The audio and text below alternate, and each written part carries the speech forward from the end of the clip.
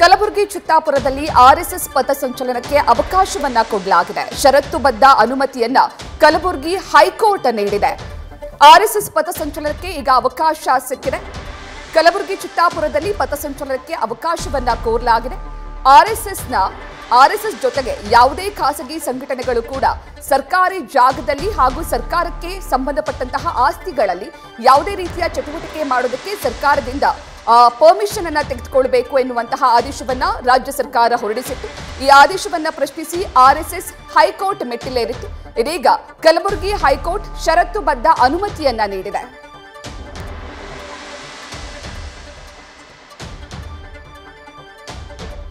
ರಾಷ್ಟ್ರೀಯ ಸ್ವಯಂ ಸೇವಕ ಸಂಘ ಆರ್ಎಸ್ಎಸ್ ಪಥಸಂಚಲನಕ್ಕೆ ಈಗ ಅವಕಾಶ ನೀಡಿದೆ. ನವೆಂಬರ್ 16ರಂದು ಪಥಸಂಚಲನಕ್ಕೆ ಹೈಕೋರ್ಟ್ ಅನುಮತಿಯನ್ನ ನೀಡಿದೆ. ರಾಜ್ಯ ಸರ್ಕಾರದ ಆದೇಶವನ್ನ ಪ್ರಶ್ನಿಸಿ ಆರ್ಎಸ್ಎಸ್ ಹೈಕೋರ್ಟ್ನಲ್ಲಿ ಅರ್ಜಿಯನ್ನ ಸಲ್ಲಿಸಿತ್ತು. 350 ಜನರು ಪಥಸಂಚಲನದಲ್ಲಿ ಭಾಗಿಯಾಗಲು ಷರತ್ತುಬದ್ಧ ಅನುಮತಿಯನ್ನ ಕಲಬುರಗಿ ಹೈಕೋರ್ಟ್ ನೀಡಿದೆ. 600 ಜನ ಭಾಗಿಯಾಗಲು ಆರ್ಎಸ್ಎಸ್ ಅನುಮತಿಯನ್ನ ಕೇಳಿತ್ತು, ಅವಕಾಶವನ್ನ ನೀಡಬೇಕು ಅಂತ ಕೇಳಿತ್ತು. ಆದ್ರೆ 300 ಜನ ಭಾಗಿಯಾಗಲು ಮಾತ್ರ ಎಜಿ ಶಶಿಕಿರಣ್ ಅವಕಾಶವನ್ನ ಕೊಟ್ಟಿದ್ದಾರೆ. ಜೊತೆಗೆ ಬ್ಯಾಂಡ್ ಮೆರವಣಿಗೆ ಇರುತ್ತೆ, ಹೀಗಾಗಿ ಆ ಸಿಬ್ಬಂದಿಯೇ ಇರ್ತಾರೆ. ಇನ್ನು ಜೊತೆಗೆ 300ಕ್ಕಿಂತ ಹೆಚ್ಚಿನ ಜನ ಭಾಗಿಯಾಗಲು ಸದ್ಯಕ್ಕೆ ಅವಕಾಶವನ್ನ ನೀಡಿಲ್ಲ. 350 ಜನರು ಪಥಸಂಚಲನದಲ್ಲಿ ಭಾಗಿಯಾಗಲು ಕಲಬುರಗಿ ಹೈಕೋರ್ಟ್ ಆದೇಶವನ್ನ ನೀಡಿದೆ. ಇನ್ನು ನವೆಂಬರ್ 16ರಂದು ಮಧ್ಯಾಹ್ನ 3:30ರಿಂದ ಸಂಜೆ 6:30ರ ತನಕ ಪಥಸಂಚಲನಕ್ಕೆ ಕಲಬುರಗಿ ಹೈಕೋರ್ಟ್ ವಿಭಾಗೀಯ ಪೀಠದಿಂದ ಅನುಮತಿಯನ್ನ ನೀಡಿ ಆದೇಶವನ್ನ ಹೊರಡಿಸಲಾಗಿದೆ. ಇತ್ತೀಚೆಗಷ್ಟೇ ಆರ್ಎಸ್ಎಸ್ ಬ್ಯಾನ್ ಮಾಡಬೇಕು ಅಂತ ಸಚಿವ ಪ್ರಿಯಾಂಕ್ ಖರ್ಗೆ ಪತ್ರವನ್ನ ಬರೆದಿದ್ರು ಸಿಎಂ ಸಿದ್ದರಾಮಯ್ಯನವರಿಗೆ. ಅದಾದ ನಂತರ ಸಚಿವ ಸಂಪುಟ ಸಭೆಯಲ್ಲಿ ಈ ಬಗ್ಗೆ ಒಂದು ನಿರ್ಣಯವನ್ನ ತೆಗೆದುಕೊಳ್ಳಲಾಗಿತ್ತು. ಕೇವಲ ಆರ್ಎಸ್ಎಸ್ ಮಾತ್ರವಲ್ಲದೆ ಸರ್ಕಾರಿ ಆಸ್ತಿಗಳಲ್ಲಿ ಖಾಸಗಿ ಸಂಘಟನೆಗಳ ಚಟುವಟಿಕೆಗಳಿಗೆ ಕಡಿವಾಣ ಹಾಕಬೇಕು ಅಂತ ರಾಜ್ಯ ಸರ್ಕಾರ ಹೊಸ ನಿಯಮವನ್ನ ಹೊರಡಿಸಿತ್ತು. ಅದಾದ ನಂತರ ಆರ್ಎಸ್ಎಸ್ ಹೈಕೋರ್ಟ್ ಮೆಟ್ಟಿಲೇರಿತ್ತು. ಚಿತ್ತಾಪುರದಲ್ಲಿ ಪಥಸಂಚಲನ ಮಾಡೋದಕ್ಕೆ ನಮಗೆ ಅವಕಾಶ ನೀಡಬೇಕು, ಜೊತೆಗೆ 600 ಜನ ಈ ಪಥಸಂಚಲನದಲ್ಲಿ ಭಾಗಿಯಾಗೋದಕ್ಕೆ ಅವಕಾಶವನ್ನ ನೀಡಬೇಕು ಅಂತ ಹೈಕೋರ್ಟ್ ಮೆಟ್ಟಿಲೇರಿದ್ರು. ಇದೀಗ ಕಲಬುರಗಿ ಹೈಕೋರ್ಟ್ ನವೆಂಬರ್ 16ನೇ ತಾರೀಕಿನಂದು ಚಿತ್ತಾಪುರದಲ್ಲಿ ಪಥಸಂಚಲನ ನಡೆಸೋದಕ್ಕೆ ಆರ್ಎಸ್ಎಸ್ಗೆ ಆದೇಶವನ್ನ ನೀಡಿದೆ. ಈ ಬಗ್ಗೆ ಹೆಚ್ಚಿನ ಮಾಹಿತಿಯನ್ನ ನೀಡ್ತಾರೆ ನಮ್ಮ ಪ್ರತಿನಿಧಿ ಸಂದೇಶ್. ಚಿತ್ತಾಪುರದಲ್ಲಿ ಈಗ ಆರ್ಎಸ್ಎಸ್ ಪಥಸಂಚಲನಕ್ಕೆ ಅವಕಾಶವನ್ನ ನೀಡಲಾಗಿದೆ, ಆದರೆ ಷರತ್ತುಬದ್ಧ ಅನುಮತಿಯನ್ನ ನೀಡಲಾಗಿದೆ. ಏನೇನೆಲ್ಲ ಷರತ್ತನ್ನ ವಿಧಿಸಿದ ಹೈಕೋರ್ಟ್? ಪ್ರತೀಕ್ಷಾ, ಈಗಾಗಲೇ ಈ ಒಂದು ಪಥಸಂಚಲನಕ್ಕೆ ಸಂಬಂಧಪಟ್ಟಂತೆ ಎಜಿ ಶಶಿಕಿರಣ್ ಶೆಟ್ಟಿ ಅವರು ಒಂದು ಸಭೆಯನ್ನ ಕೂಡ ನಡೆಸಿರ್ತಾರೆ. ಆ ಸಭೆಯಲ್ಲಿ ಅರ್ಜಿದಾರರು ಹಾಗೆ ಅರ್ಜಿದಾರರ ವಕೀಲರಾಗಿರುವಂತಹ ಅರುಣ್ ಶ್ಯಾಮ್ ಅವರು ಭಾಗಿಯಾಗಿ ಅಲ್ಲಿ ಕೆಲವೊಂದು ಮಾಹಿತಿಯನ್ನ, ಅಂದ್ರೆ 2 ಡೇಟ್ಗಳನ್ನ, 13ನೇ ತಾರೀಕು ಒಂದು ಡೇಟು, ಮತ್ತೊಂದು 16ನೇ ತಾರೀಕು, ಈ 2 ಡೇಟ್ ನಲ್ಲಿ ಯಾವ್ದಾದ್ರು ಒಂದು ದಿನ 3:30ರಿಂದ 6:30ರವರೆಗೆ ನಮ್ಗೆ ಪಥಸಂಚಲನಕ್ಕೆ ಅವಕಾಶವನ್ನ ಮಾಡಿಕೊಡಿ ಅಂತ ಹೇಳಿರ್ತಾರೆ. ಜೊತೆಗೆ ರೂಟ್ ಮ್ಯಾಪ್ ಅನ್ನ ಕೂಡ ಕಂಪ್ಲೀಟ್ ಆಗಿ ಎಜಿ ಶಶಿಕಿರಣ್ ಶೆಟ್ಟಿ ಅವರಿಗೆ ಕೊಟ್ಟಿರ್ತಾರೆ.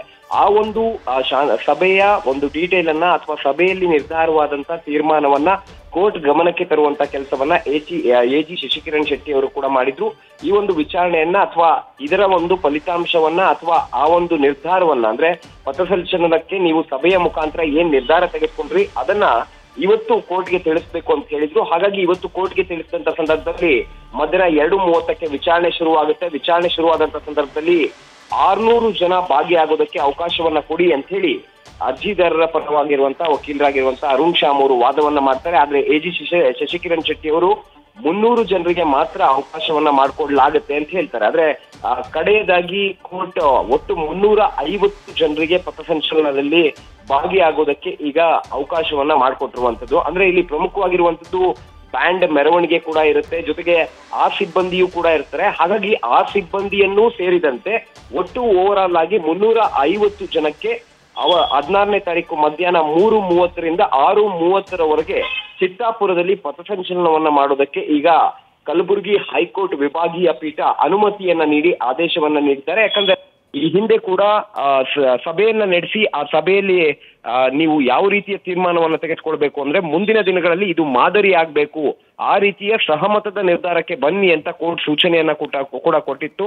ಹಾಗಾಗಿ ಈಗ ಸದ್ಯ 16ನೇ ತಾರೀಕಿಗೆ ಪಥಸಂಚಲನ, ಜೊತೆಗೆ ಸಾಕಷ್ಟು ನಿರ್ಬಂಧಗಳನ್ನ, ಅಂದ್ರೆ 350ಕ್ಕೂ ಹೆಚ್ಚು ಜನ ಸೇರಬಾರ್ದು, ಜೊತೆಗೆ ಈಗಾಗಲೇ ಅವರೇ ಅಂದ್ರೆ ಅರ್ಜಿದಾರರು ಹಾಗೆ ಅರ್ಜಿದಾರರ ಪರ ವಕೀಲರಾಗಿರುವಂತಹ ಅರುಣ್ ಶ್ಯಾಮ್ ಅವರೇ ಕೆಲವೊಂದಷ್ಟು ಮಾಹಿತಿಗಳನ್ನ ಸರ್ಕಾರಕ್ಕೆ ಅಥವಾ ಎ ಜಿ ಶಶಿಕಿರಣ್ ಶೆಟ್ಟಿ ಅವರಿಗೆ ಕೊಟ್ಟಿದ್ದಾರೆ. ಅಂದ್ರೆ ಇಲ್ಲಿ ಪ್ರಮುಖವಾಗಿರುವಂತದ್ದು, ನಾವು ಪಥಸಂಚಲನವನ್ನ 4 ಸಾಲುಗಳಲ್ಲಿ ಮಾಡ್ತಾ ಇದ್ವಿ, ಆದ್ರೆ 3 ಸಾಲುಗಳಲ್ಲಿ ಮಾಡ್ತೀವಿ ಅಂತ ಹೇಳಿದ್ದಾರೆ. ಜೊತೆಗೆ ಹೊರಗಡೆಯಿಂದ ಯಾವುದೇ ವ್ಯಕ್ತಿಗಳಿಗೆ ಅಥವಾ ಹೊರಗಡೆಯಿಂದ RSS ಕಾರ್ಯಕರ್ತರಿಗೆ ಬರೋದಕ್ಕೆ ಅವಕಾಶ ಇಲ್ಲ. ಇಲ್ಲಿ ಬರೀ ಚಿತ್ತಾಪುರದಲ್ಲಿರುವಂತಹ RSS ಕಾರ್ಯಕರ್ತರು ಮಾತ್ರ ಭಾಗಿಯಾಗಬೇಕು. ಜೊತೆಗೆ 350 ಜನಕ್ಕಿಂತ ಜಾಸ್ತಿ ಜನ ಅಲ್ಲಿ ಸೇರುವಂತಿಲ್ಲ ಅಂತ ಈಗ ಸೂಚನೆಯನ್ನ ಕೊಟ್ಟಿದ್ದಾರೆ. ಹಾಗಾಗಿ 16ನೇ ತಾರೀಕು ಮಧ್ಯಾಹ್ನ 3:30ರಿಂದ 6:30ರವರೆಗೂ ಈ ಪಥಸಂಚಲನವನ್ನ ನಡೆಸೋದಕ್ಕೆ ಈಗ ಕೋರ್ಟ್ ಅನುಮತಿಯನ್ನ ಕೊಟ್ಟಿರುವಂತದ್ದು. ಪ್ರತೀಕ್ಷಾ, ಥ್ಯಾಂಕ್ ಯು ಸಂದೇಶ್ ತಮ್ಮೆಲ್ಲ ಮಾಹಿತಿಗಾಗಿ.